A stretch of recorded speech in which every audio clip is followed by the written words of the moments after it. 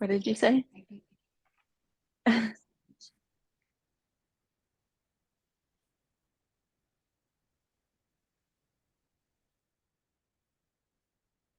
right, I'll give everybody about another minute and then we will go ahead and get started.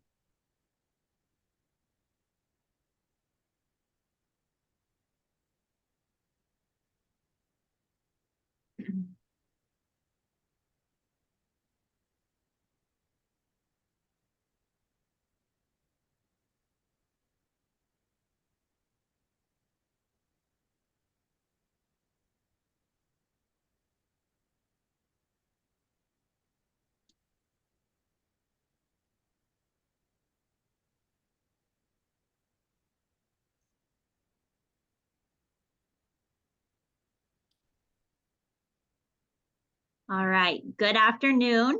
On behalf of the ACCP Transplant PRNs Programming Committee, welcome to our 14th webinar of 2023.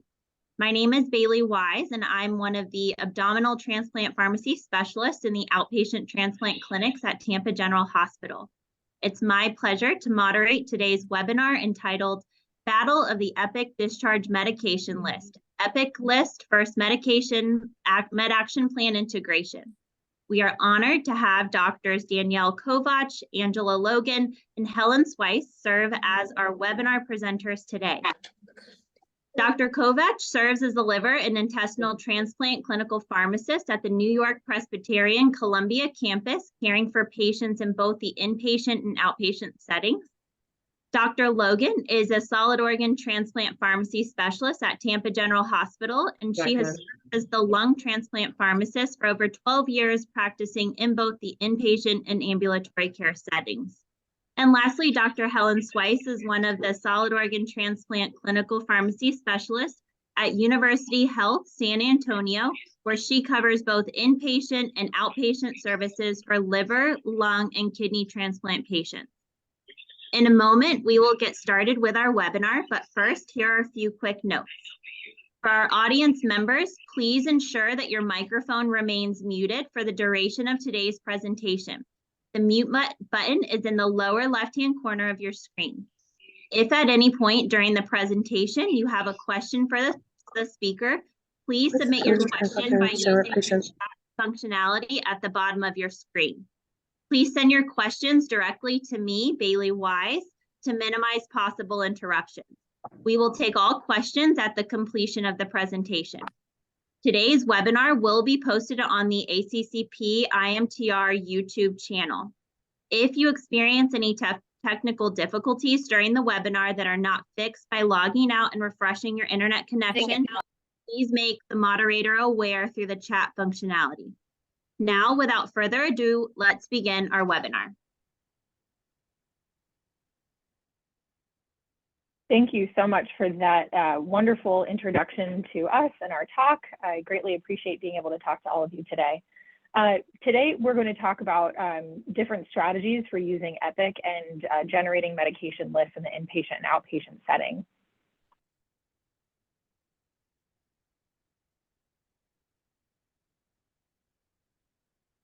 These will be our objectives for today, but as mentioned, we will be reviewing the medication discharge workflow utilizing an EPIC medication list created in EPIC. And we'll also be discussing how this applies to using a pharmacy that is a specialty pharmacy that is a third party or outside of an institution. We'll also be summarizing the medication discharge workflow utilizing an institutional specialty pharmacy using EPIC medication lists again and transitions into ambulatory clinics. And for our third portion of the talk, we will demonstrate the transitions of medication lists utilizing medication action plan that's integrated into EPIC and the discharge system. And before we get into the details of our talk, there was a poll that launched when you joined today, and I think it would be interesting to see what people throughout the country are doing for our discharge medication lists. I think everyone should be able to see the results now. So it looks like the majority of people do use EPIC, but do something different other than above. So this is interesting. I think it's, for those of us who use EPIC, we have gleaned that there are many different ways to use EPIC. So it's nice to be able to share what works well for some of us in some of our programs, and I'd be interested to hear what other people are doing as well. And then the next most common is medication action plan not integrated into EPIC. We have some people who use an EMR other than EPIC that are joining today, some people who use medication action plan integrated, a very small amount of people who use the EPIC generated medication list using a third-party specialty pharmacy, and then another strong representation of people using EPIC generated medication list using an in-house specialty pharmacy. So hopefully everybody is able to pull away something that they find useful from our talk today. For my portion, I'll be talking about utilizing the EPIC AVS integration, utilizing a third-party or off-site specialty pharmacy.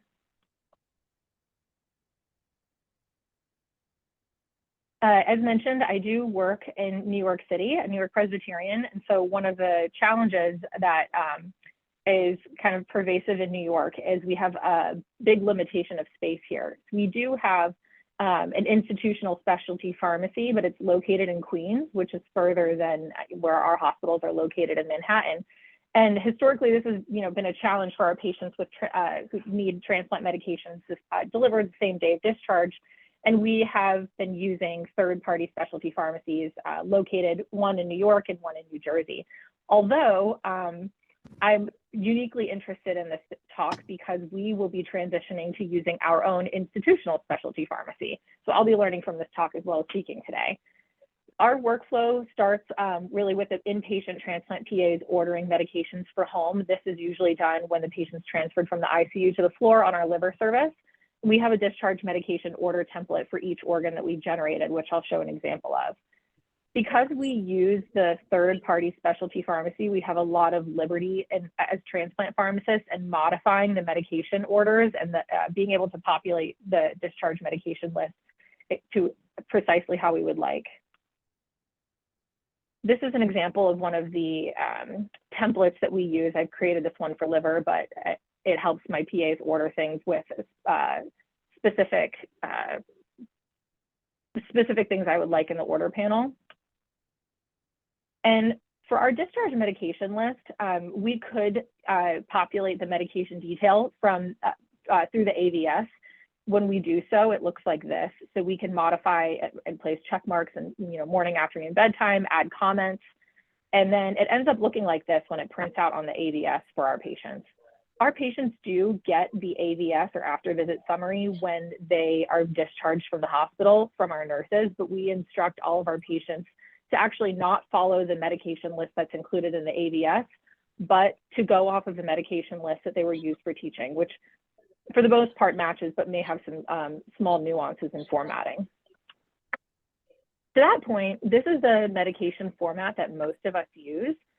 This is also generated through the medication list detail, but because it's not specifically the format that gets populated in the AVS, we have more liberty in changing this for transplant. For example, our institution let us put immunosuppression at the top rather than everything being filtered by start, continue, and stop these medications. And then it has some other details that are taken out that we thought detracted from the medication list. For our medication reconciliation workflow, again, one of the things that I do really appreciate about being able to manipulate the medication list using a third-party specialty pharmacy is here. What we would do is if we wanted to change something about the prescription after the prescription's already sent, but we do not want to change the prescription itself that the specialty pharmacy has. For example, if we order someone to take tacrolimus 4 of the 1 milligram capsules 2 times a day, and we wanted them to actually go home taking 3.5, what we could do is modify the order using this pencil button here. And then once, when we had Epic, we asked to create this historical med button. And using this historical med button for us allows us to manipulate the way that the prescription shows the medication reconciliation, but it doesn't actually send anything to the specialty pharmacy, so they do not get any notification to discontinue the medication, and we're able to manipulate the med list a lot this way. And this is the historical med button we use. Because we have access to that button and not using a third-party specialty pharmacy, we are also not limited in the characters that we can add to a patient SIG. So I know one of the challenges that comes up is how to order an insulin sliding scale, especially with the character limitations. What we are able to do is when we use the frequency C admin instructions, the insulin still shows up in appropriate order, for example, alphabetical order on the patient's medication list. And then we could click this button, add additional information, and we're able to put the whole sliding scale in there. So that has been very convenient. For prednisone tapers, again, because we are not limited by the character amount, we're able to put the exact taper into the instructions for the patient. We have, many of us have built discharge templates for prednisone tapers as well that our PAs can order easily. And then it populates, for example, with our taper with the comments. And so we can modify this, make it a historical medication. And usually I'll enter this or do this after the PA has already set the prescription. If everyone can mute their microphones, please. I'll usually modify this after the prescription has already been sent because the prednisone 10 milligram tablets that we use for the taper is for a finite period of time. So, if I discontinue the previous prescription once it's already been filled, it doesn't pose a problem. And then I use the historical med function to manipulate the medication list.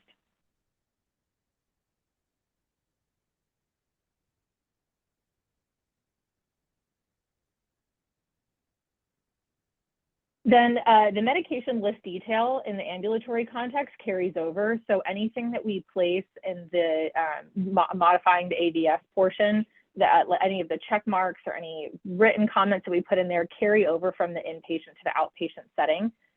One caveat is that in order to see this, we need to have an open encounter.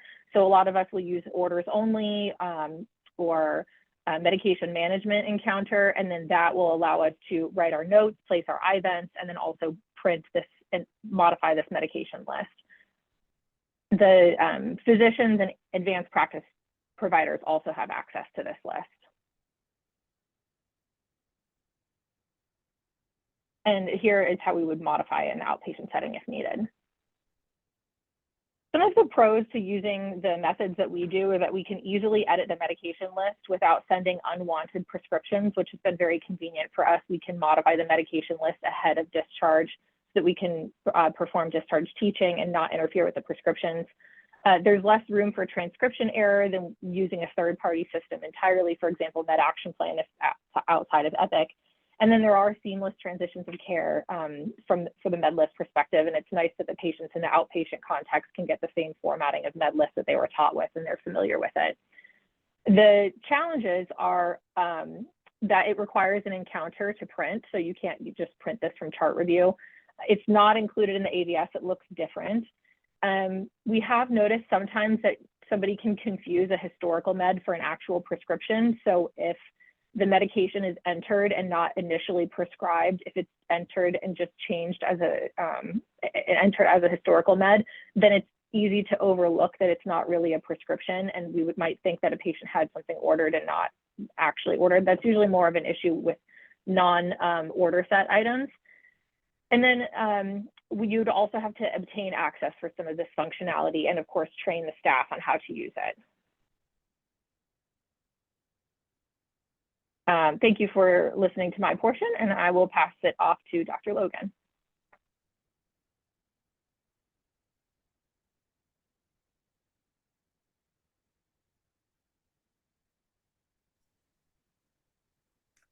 Everybody, I'm not seeing the control button, sorry.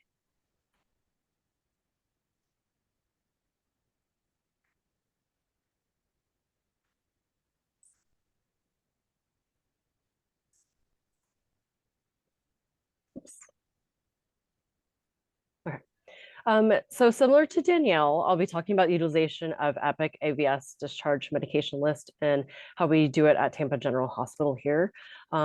We formerly used the MedActionPlan Pro, the manual entry form, for many years. And then roughly a little under 3 years ago, we made the transition to utilizing the Epic AVS. And, we got some of the ideas and what we incorporated from MedActionPlan. This is the workflow for the TGH discharge with utilization of an internal specialty pharmacy. So there are a couple little nuances that I will highlight a little later on in the next slide. And it kind of that delineates Danielle's process. Again, we have an on-site hospital specialty pharmacy. We collaborate very closely with them. We have a dedicated team that fills all of our transplant patient scripts. They run all of our prior authorizations. They help us run high-cost meds just to see what's on patients' insurance formularies. And it really helps us optimize regimens for our patients and ensure it's affordable for them at the time of discharge. So our process entails our inpatient transplant APPs completing the discharge medication reconciliation. This is typically done about 1 to 2 days prior to the anticipated time of discharge. And the APPs can either pend or sign the discharge med orders, which essentially are the prescriptions. Usually my more seasoned APPs that don't have a lot of med errors tend to just sign them, and then the e-scripts get sent directly. Outpatient can start processing insurance, filling them.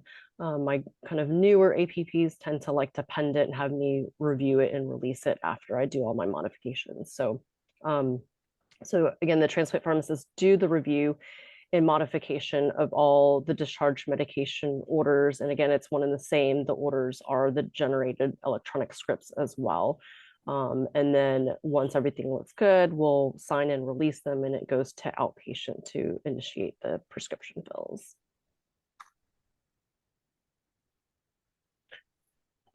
Some considerations I just wanted to highlight in regards to utilizing an internal specialty pharmacy is you do have to keep in mind that it is a closed loop electronic prescribing system. So we send all our scripts via e-scribing. So anything we do to the order, the script on our end during or after the time outpatient pharmacy processes it, it's going to affect their prescription. Similarly, on their end, if they put in alternatives or change something on the script, it will reflect also on our Epic AVS. So I think a good example of this is some of the insulin that we use on Discharge. So our inpatient formulary is Novolog. So that's what we tend to prescribe at Discharge. We have a handful of patients that their insurance preferred is going to be Humalog. So typically our outpatient team will let us know, hey, this is not covered, they prefer this, and they'll sub it.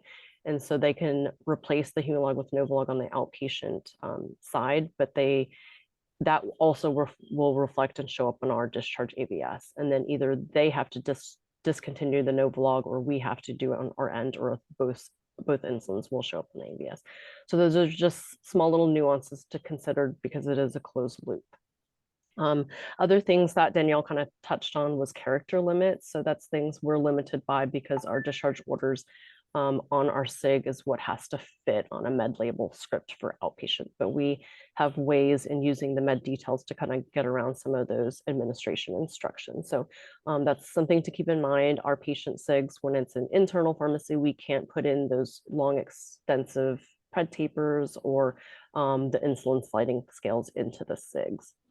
Other things we cannot do that we used to do prior to having kind of an internal electronic prescription process was we cannot prescribe surpluses of tacrolimus quantities. We used to do this so patients could increase the dose and not have to do another script, but our outpatient retail team will get audited and essentially they only get reimbursed the amount of the prescribed dose that the patients are discharged on. So they were losing money when we were doing the surplus quantity fill. So essentially we prescribe patients exactly what their dose is, and then new scripts are sent if the doses are increased or changed.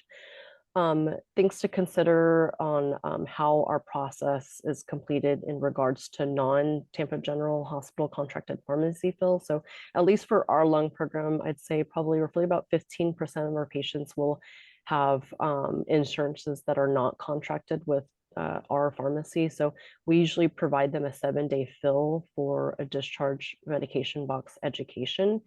And then the scripts are sent to our pharmacy because they still need the scripts to fill those 7 days, but they essentially SWAT and provide the 7-day fill for free.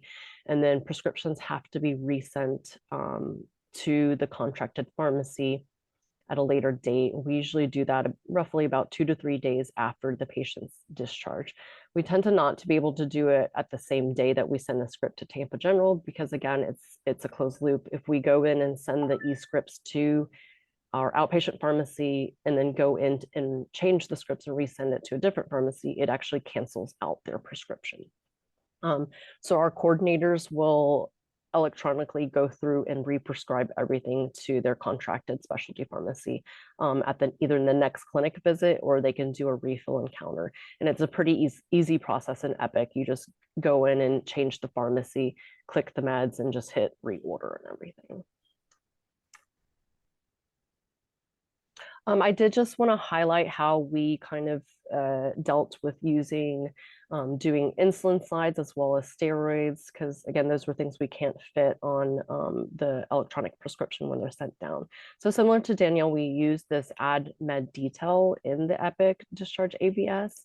And this allows us to actually build in into the comment section any additional administration information we want. So you actually can build dot phrases. So the dot phrases we use for insulin will build a high, a moderate, and a low dot phrase. So when you click on the add med detail, go into the comment for that specific med, you just type in that dot phrase and it'll go in and it will template out your entire preset insulin sliding scale. This is just what it looks like. It'll be embedded in the patient's med list on that med order, so the patient has it with all their other meds. In regards to how the prednisone or steroid tapers are done, there's probably about two options we can use. The first one is the option of the taper and ramp schedule that's built into the Epic AVS. This option is, I would probably use it for shorter, more simple tapers. We do not use this one in our cardiothoracic side just because we have a very extensive taper. My patients probably, their taper schedule lasts maybe anywhere from a month to a month and a half before they hit their nadir dose of 10 milligrams daily. But this may be a good option for abdominal side who have shorter tapers or kind of preset like little bursts. You can go in and hit the taper ramp frequency button, and it's very similar to med action plan where you can put in what dose you want, frequency, and how many days you want the patient on that dose, and then the taper schedule below. This bottom, I don't know if you can see it very well, but the bottom right hand corner on the patient SIG in yellow, that's what it looks like. So it's not as clean and pretty as the med action plan that has a calendar taper built out. It'll just say 40 milligrams, 8 tablets for 5 days, then drop it. What we actually use for our cardiothoracic side is in kind of an internal system, an external system, just using an old-fashioned Excel calendar. So I actually found online this nice, it's just an Excel template. And what it does, it allows me to put in the year and a drop down of what month it is, and it will auto populate and fill in all the dates for me. And then I will just go in and copy paste and put my prednisone taper. So our taper for our program is it drops by 5 milligrams every 5th day. And so this is what our steroid taper looks like that we give to the patients. I did want to just kind of highlight the kind of two different nuances between the inpatient discharge AVS versus the medication summary grid. Previously, maybe about prior to 6 months ago, we were using the actual inpatient discharge AVS to do our finalized med list, our medication teaching. We had the columns similar to Danielle where it had morning, noon, evening, bedtime. So it had our 4 time slots. However, there was an overhaul of the AVS due to some nursing medication errors in completing the med grid. So the AVS essentially lost all of its time columns. And this left side here is what it looks like current state, where it just has the JCO standards of the nurse having to put when the meds next dose are due and any medications that are needed. To the right is the actual medication detail grid that we use to do our education. This was actually built a while back for our ambulatory care setting when we went away from med action plan, but we were actually able to wrench it into on the inpatient side using a sidebar summary. So the medication detail grid, essentially it mimics to what Danielle kind of showed a little bit earlier. It has the 4 columns for the morning, noon, evening, bedtime. And anything that we include on the add med details section, any comments, any clicks and things we put in the comment section on the discharge AVS actually gets pulled over and automatically dumps into the medication detail grid on the right. For our program, I don't like using the check boxes. I usually actually, similar to med action plan, where I actually just kind of handwrite in pencil the number of capsules and number of tablets in the corresponding columns of what times I want my patients to take meds, and usually educate them to, because usually TAC dose is the most common thing that will be adjusted, that they just go in there with a pencil and kind of erase it and update, and use a new list and fill everything out if there's just a lot of med changes versus just a TAC dose change. This is what it looks like from the ambulatory care setting. So we can pull in this medication detail med list as well. So I had it built where every clinic visit, the med detail grid gets bundled with the clinic AVS. So both documents get printed together, but you do have the option to X and delete out the med detail if you're trying to save a couple trees and the patient didn't have any changes, you can delete out the printout for the med detail.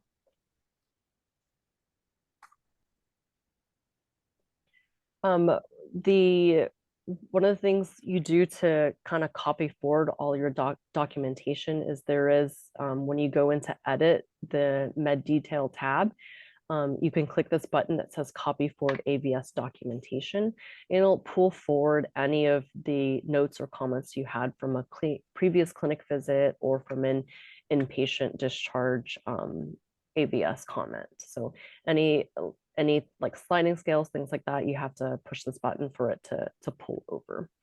And then of course you're also able to add comments specifically to those time columns if you want for specific meds. So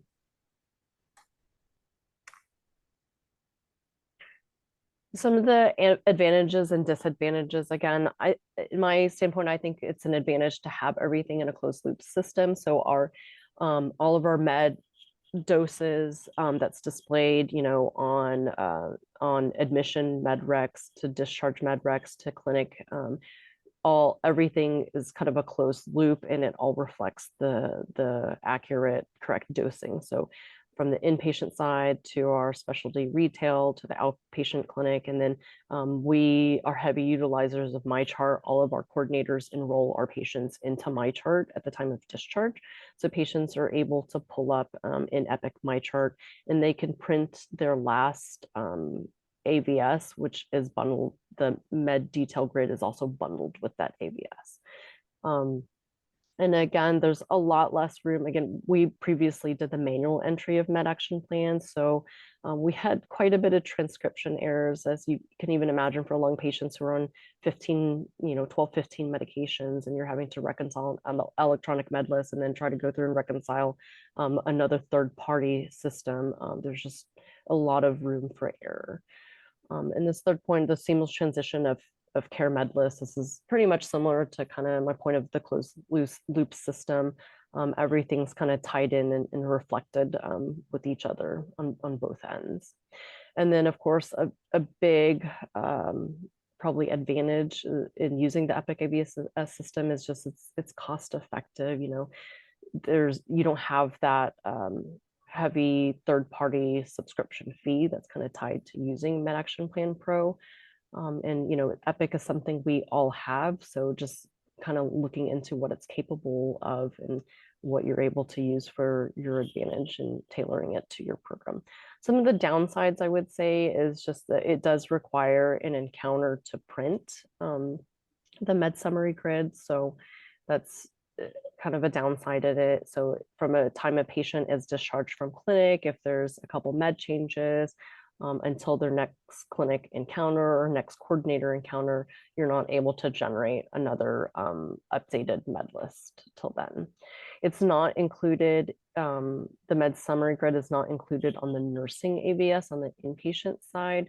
So you would have to go through and print a separate med summary, but I think this is probably similar to, I would say, the med action plan integrated, because you'd have to go through and populate a med action plan printout separate from the discharge AVS as well.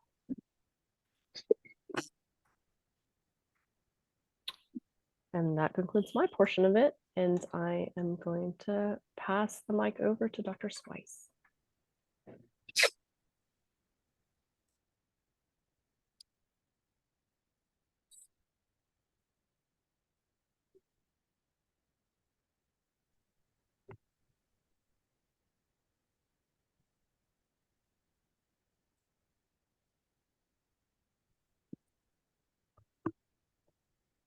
Okay. Hi, everyone. As mentioned earlier, my name is Helen Swice, and I'm one of the transplant pharmacists at University Health in San Antonio. And I would say about a year or so ago, our institution underwent the integration of MedAction Plan Pro into Epic. And so our transplant services were really the first pilot group to undergo that. So the objective that I'll be focusing on for my portion of the presentation, really discussion on how we have incorporated this into our workflow process, as well as our transitions of care. So to give everyone an introduction of our discharge workflow from the transplant surgery service at UH, usually the first step is the surgery service notifying everyone that the transplant patient's going to be discharged. From for our patients that are being discharged transplantation, would mind just muting their microphones? So the first, for our patients that are being discharged from their index transplant admission, the transplant pharmacist has really taken ownership of completing that MedRec within Epic. Historically, our institution did utilize the standalone Med Action Plan or MAP website. So after we completed the MedRec in Epic, we would have to manually adjust medications on that standalone website to reflect the MedRec within Epic. Now, with the integration of MAP into Epic, this has saved us a lot of time. So once the prescriptions are updated in the MedRec, this is actually automatically communicated to the MAP. So there's a tab within the Epic patient profile that allows you to access the MAP. And when you click into it, all of the medications from the MedRec are updated on that MAP. We do have an in-house specialty pharmacy at UH, which will fill all of our patients' medications. Usually the transplant pharmacist will drop off the medications to the patient, review the updated MAP with the patient, and either the pharmacist or pharmacy technician will complete the pill box with the patient and caregiver.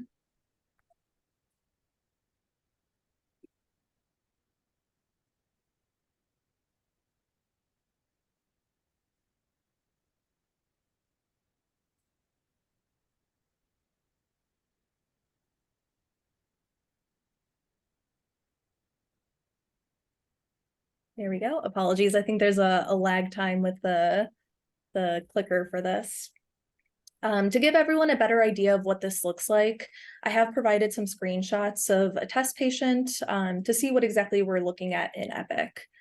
So within Epic, in this discharge tab, we usually go through and update the patient's med reconciliation based on what we want them to take at home, as well as what we want them to discontinue. Once all the medications are addressed, that big red line will turn green, saying that that discharge medication reconciliation is complete. And when you click into the Med Action Plan Pro link on this left-hand side, as you can see, it will automatically go ahead and generate this Med Action Plan within Epic. So if you have ever used the standalone MAP website, you'll notice that this actually looks exactly the same, except it's within the Epic patient chart. And all the medications that populate on this list have active prescriptions that were included in that discharge MedRec. Now, this is how we've utilized the Epic MAP integration into our inpatient workflow. But I do also quickly want to touch upon how this looks in our outpatient transplant clinics as well. So when patients come in for their transplant visits, they will typically be seen by the provider, and depending on the patient, they may be seen by the transplant pharmacist. So the transplant pharmacist will typically see patients at their first visit after their index transplant admission, as well as any patients enrolled in our pharmacy diabetes clinic. Now, in the active provider's Epic encounter for the patient visit, the outpatient prescriptions will be updated by the provider under a plan tab. And again, once those prescriptions are updated, it's then automatically communicated to MAP within Epic. The MAP that will be printed and provided to the patient, and if the patient continues to fill with our pharmacy, we're able to go ahead and fill it at our UH in-house specialty pharmacy, and patients are able to pick up those prescriptions on their way out of clinic, which is fairly convenient for our patients. So again, just to visually show you this, this is a screenshot of a patient's clinic encounter and the Med Action Pro tab circled in red, and you can see the patient's prescription medications below in purple. Once you click on the MAP link, it once again generates the patient's MAP based on that previous list. And so with any change, there's always going to be some growing pains. So shout out to anyone that remembers this show and the Seaver family. But really over the next few slides, I kind of want to go through our Epic MAP integration journey. Since the transplant services were really the first ones to pilot this integration at our institution, the transplant pharmacists were really at the forefront of identifying any issues that came up, notifying our MAP team, and really helping to come up with a solution. So one of the first big steps we had to determine was how to incorporate this into our workflow, which, as you saw on the previous slides, it was fairly easy to incorporate in our discharge workflow. Something we hadn't realized until we had gone live with the integration was the need to still print education lists for our patients. So this included patients we did pre-evaluations for, as well as for educating patients post-transplant during their hospital admission. So we worked with our map team to create a dropdown in each patient-specific map to have an education list, which has a generalized preset of transplant medications, and then a separate dropdown for their home medication list, which is the list of medications that we'll discharge them on. As we became more familiar with this integrated map, we realized certain things from prescriptions weren't really converting as nicely into the map. So things like insulin sliding scales were taking quite a bit of time to actually manually adjust it within the map on the back end. So our map team actually helped us with creating presets to choose from for any of the mealtime insulins. In addition, we were able to individualize counseling notes that typically print on the patient's maps as well.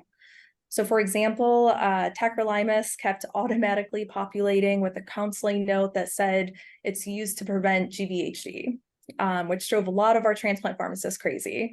But we were able to work with our map team to get it adjusted to make sure that it said it prevented rejection for our transplant patients. And then lastly, we did have some hurdles to overcome with patient safety. We realized prescriptions for tacrolimus were auto timing to 9 a.m. and 9 p.m., which at our institution, we typically time it at 8 a.m. and 8 p.m. And have patients come in for labs between 6 a.m. and 8 a.m. So this was a fairly easy fix to have it converted automatically to 8 a.m. And then lastly, if prescriptions were sent with a stop date on it, that stop date would actually automatically populate on the map. So for example, we had one provider who had sent a 3-month supply of tacrolimus for a patient that had a stop date on that prescription for some reason at 3 months. So in the map, it was actually transcribed to say stop at 3 months. To overcome this barrier, we really just had to provide education to our providers, our coordinators, to make sure that, when prescriptions were sent, no stop date was added to it. So as you can see, there have been many pros and cons to having MedAction Plan Pro integrated into Epic. It definitely has been more efficient for our transplant pharmacists and staff. It has provided our patients standardized lists that are very patient-friendly. Although we did have some barriers to overcome, there's definitely less room for error with this integration compared to manually adjusting those medications using a third-party system or even using the MAP standalone website. I do want to add that the MAP program actually does allow us to adjust the language of the MAP as well. I did actually see a question come through already asking about how we handle different languages. And so I think within MAP, there's, I believe, like 15 or so languages to choose from. So in San Antonio, where our patient population is primarily Hispanic, it has been really helpful to easily print these medication lists in Spanish, and it'll actually automatically convert everything into Spanish for us. Now, on the flip side, the Epic Map integration was definitely not cheap. I don't have specific numbers, but this definitely required hospital-wide administrative support to have this occur. In addition, since the map is directly pulling medications that are prescribed in Epic, this means that the Epic MedRec needed to be completed prior to printing the map for the patients. So again, this was something that required education to our providers to really ensure medication lists in Epic were updated prior to giving the patient that list. And then lastly, at the moment, it is only the transplant pharmacists, coordinators, and nurse navigators that have access to this map link. However, we have been able to submit requests for specific providers and our APPs to have access. And I don't really foresee this being an issue as we move out of the pilot period of this integration. And I would like to thank everyone for tuning into the webinar today, and I look forward to answering everyone's questions.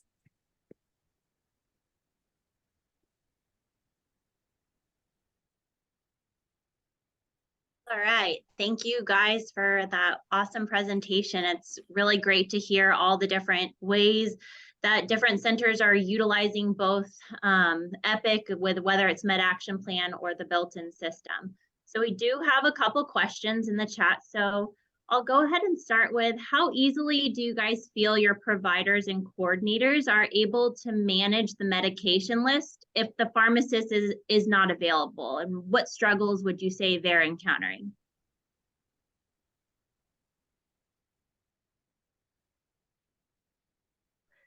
I'll speak from my group. Again, I can only speak to the lung group at Tampa General, but I think my coordinators are pretty well versed. They actually are the ones that conduct every med history in every clinic visit.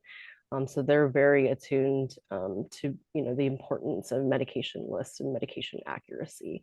And in the clinic setting, because prior, when we used to have the access to Med Action Plan, it was by users. So not everybody had user access to Med Action Plan. But now, since it's integrated into the Epic AVS list, pretty much anybody has access to building a med grid for the patient.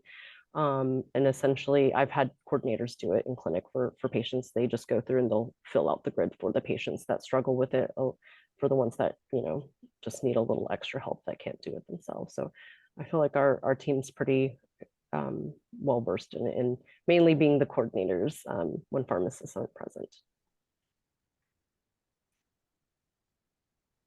I would agree with what Angela had said too, because it's an Epic, everyone has access to it, and it's available for all of the people who touch the medication list. I think that we have had little issue with it. The one thing that I did mention earlier was that historical med button that we use sometimes. Like, I have noticed that sometimes people will look at it and think that that's a prescription when it's not. And then our outpatient team, I know that they end up, a lot of them don't have the time or the ability to fill in the med grid for many patients. And I think for a lot of those patients, they send them to pharmacy clinic with us for additional education with pillboxing assistance and the medication list as a whole. But it seems to be pretty user-friendly. Yeah, and I would just like to say at UH, we've had Med Action Plan Pro since I've been here. Granted, it was a standalone website, so I want to say converting to it being integrated within Epic was smoother than I thought it was actually going to be. And I will say it's primarily our coordinators that are printing out Med Action Plans for our patients. And for any issues that we have seen come up, something that's really helped is we've actually provided sessions led by pharmacists to provide education on kind of how to fine tune the Med Action Plan for patients. Since we've seen a lot less user error now that it's integrated within Epic. So as long as that plan section of all their prescriptions are updated, then the Med Action Plan really should be accurate. But it's really just fine tuning it to make it look a little bit better on the map. Awesome, thank you guys. Okay, so I know, Helen, you kind of mentioned a little bit about languages. So how do you guys with Epic handle translating the medication list into languages that are maybe not built into Epic? And there's a question too that also related to some states having legislation that mandates the translation of SIGs onto bottles in non-English languages, and Epic has some struggles with that as well. So how do you guys handle the language barrier for patients? That's a good question. I know from the workforce committee, that's something we're trying to tackle as well, and we haven't come up with a good answer. Dan's the liaison on that committee, and he's in the mecca of Epic, and they're aware that their translation systems don't work accurately. So, I mean, in the Epic AVS, you have the ability to do drop down and select other languages. The problem is the function doesn't work properly for all languages. Spanish is probably the one that it does kind of work on, but I think it's a little bit spotty in what scripts it chooses to translate and which one it doesn't, which is really odd. I'm not sure how it decides that. I haven't, at least for me, I think the only languages I've had to deal with is Spanish, and I've honestly just essentially translated it through like Google Translate in my SIG. So I don't have a great answer for the Epic side. And I do, for the question regarding the outpatient prescriptions, our pharmacy does have the ability to translate to other language. I'm not completely sure which ones. I know Spanish for sure, but. I would echo really a lot of what Angela said. In the last year or so, it seems like our Epic has updated to try to translate the medication list into other languages, but it is oddly selective about the things that it does and does not translate. Like sometimes 2 times a day won't translate, but every 12 hours will. Okay, Evan has some insight, thank you, in the chat. So it's definitely something that we're working on. What I do is I have something, it's a medication, or it's a Word document that looks a lot like medication action plan that I have validated at least the template with our on-site interpreters. And then like Angela is mentioning, I'll just, for any medication that's not already in the template, I'll update the SIG using Google Translate. But unfortunately, it's recognizably not a great system. And our outpatient pharmacies can also translate into many languages. I haven't had an issue with one yet. Awesome. Well, it seems like that's something that is still to be worked on with these systems. We'll move on to another question. For both Angela and Danielle, what lists are you guys utilizing when it comes to education, especially since you guys do a lot of your manipulation in the AVS? So if you're educating your patients prior to the AVS being completed, how are you using them? What medication list are you using to teach your patients so that they understand on the outpatient side? So for us, we educate on, we don't educate them until the day of discharge. So the final med list is actually what we use to educate patients. We may send scripts a day or two earlier, but it's usually very, very minor changes, maybe a blood pressure med or a TAC dose change on the day of discharge that gets adjusted. The script gets adjusted. Outpatient pharmacy doesn't actually deliver all the scripts to bedside till the actual day of discharge. So we actually teach them with the clean final version of what they're going home on. We use a lot of manipulation of the medication list prior to discharge. So that's one thing that has been convenient. We teach, depending on the organ, we teach maybe 1 to 2 days prior to discharge, or for kidney transplant, the day of discharge. But we really do rely heavily on the ability for the pharmacist to modify the medication list for med teaching leading up to discharge. So as I mentioned before, we will be converting to our on-site specialty pharmacy, and this is one of the big things we are trying to plan for. So. Yeah, I think that's one of the difference between ours, which is, you know, the closed internal specialty pharmacy, because our discharge AVS reflects all the scripts that are actually sent. So that the discharge AVS matches our med grid, matches the prescriptions. Okay, some technical questions. For the Epic Med List and Med Detail, the check marks and writing the numbers tab due at each time. Since these are manual edits, have you heard of Epic being able to automate this? I don't think it automates it because I think it wants to allow you to have the choice of what time slots you want to put it in, I would assume. But you do have that ability to do the copy forward. So once you check it for the first time, you know, if you're checking that morning and bedtime time slot, like which is what we time as 8 and 8 for TAC, the copy forward function in the clinic setting lets you automate the checks. So if you do use that check marks, it'll pre-populate and pull all those in. But you have to do it at least once so it knows what times you want to take those meds at.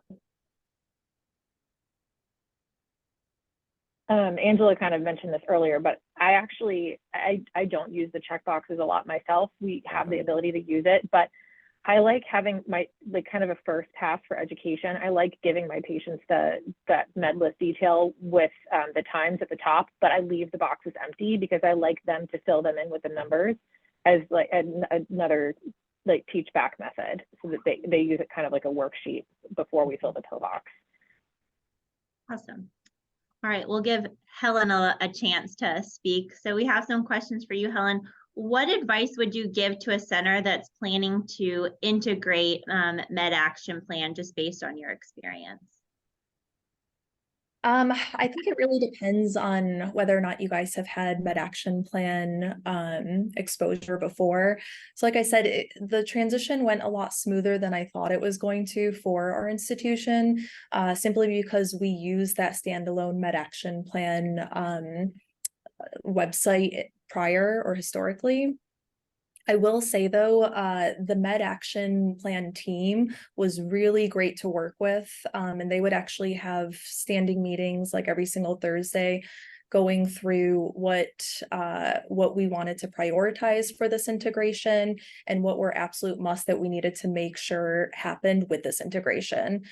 So the best advice I would say would be just to work very closely with your Med Action Plan team. But really you're not going to be able to see what issues are going to come up until you actually go live with it.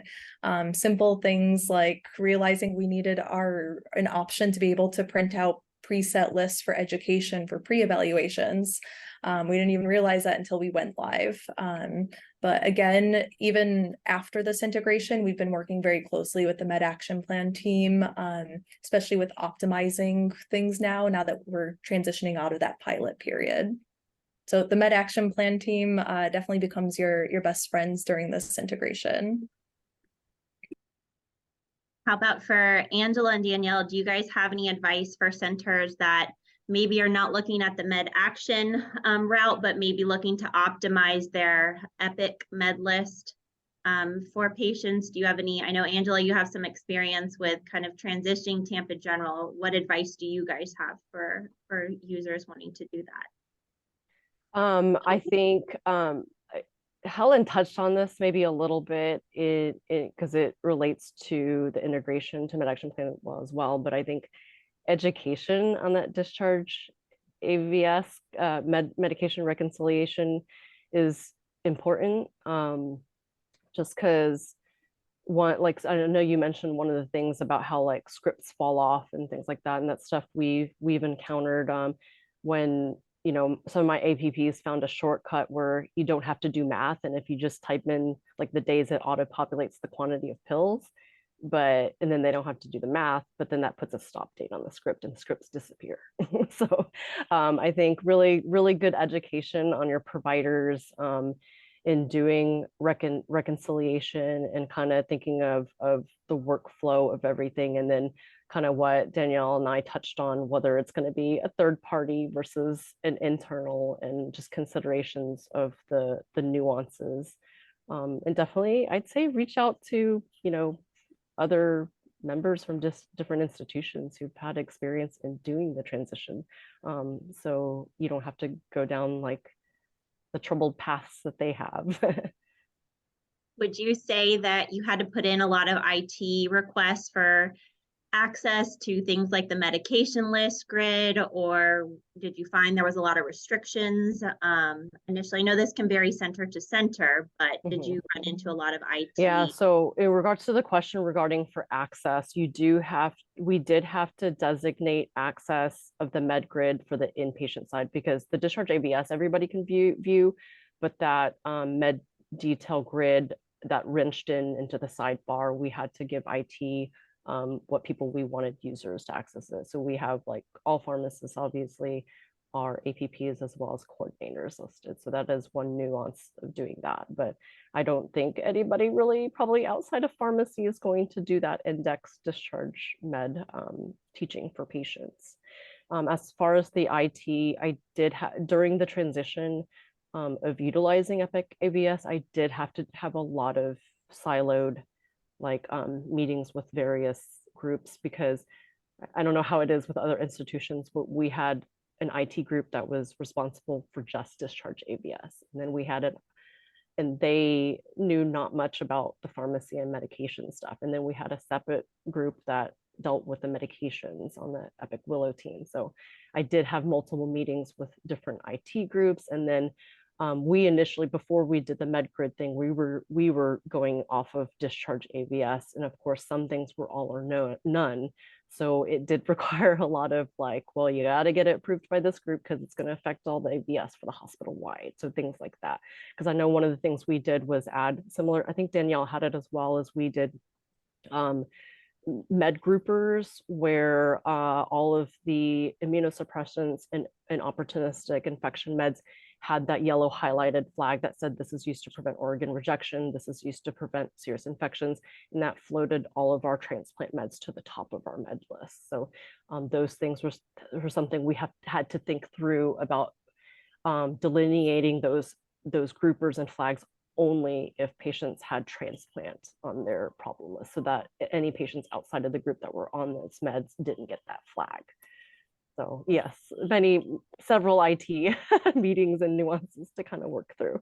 But I think but again, that was my initial route, was going through the Discharge AVS. I think it's probably less cumbersome when you're doing just the med detail grid, because again, you're not affecting the whole hospital-wide Discharge AVS. Awesome. Thank you guys so much for your insight. We're just about out of time. I will give one more quick question for Helen. For Helen, for your team, have you guys decided to only provide access to your transplant staff, or is there the capability to open it up to other providers, pharmacists for the Med Action Plan? With that, we'll end after you, Helen, okay? Good. So the transplant services were really the pilot team of this, just because we had extensive history of using Med Action Plan, the standalone website. So I think for just starting off with it, it was initially supposed to just be transplant, but I think the end goal is to actually make this a hospital-wide thing, to be able to print Med Action Plans for all patients. What the timeline looks like for that, I don't know, but really we were just kind of like the first ones to start it off. Well, thank you guys so much for all of your wonderful insight and experiences. Unfortunately, we are out of time, but I'm sure these lovely ladies would be open to any questions if you have offline. So feel free to shoot them emails. And with that, I hope everybody has a wonderful rest of your day. Thank you. Bye. Thanks, everyone.